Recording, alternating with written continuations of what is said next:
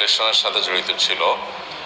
যখন সে নামাজ ঠিকঠাকভাবে আদায় করা শুরু করলো, তখন সে তার ভুলগুলো বুঝতে পারলো এবং পরিশেষে সে আমাকে সৎসাহসে বলেও ফেললো, আমি রিলেশন থেকে বের হতে চাই, কিন্তু সে ওই ছেলেটাকে ঠিক কিভাবে বোঝাবে সেটার জন্য কোনো পন্থা খুঁজে পাচ্ছে না। অবশেষে আমরা আপনার শরণাপন্ন হলাম। আমার বিশ্বাস আমার বোন সত্যিই এ হারাম কাজ থেকে সরে আসতে চাচ্ছে।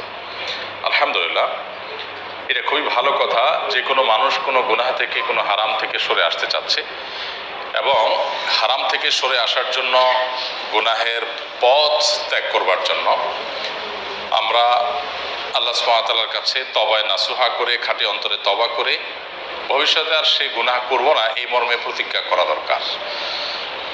যে মেয়ে কারোর সাথে বিবাহ বহির্ভূত হারাম সম্পর্কে জড়িয়েছিল, সে তার ভুল বুঝতে পেরে এটা বাদ দিতে চাচ্ছে। এখন মুশকিল হলো, এই জাতীয়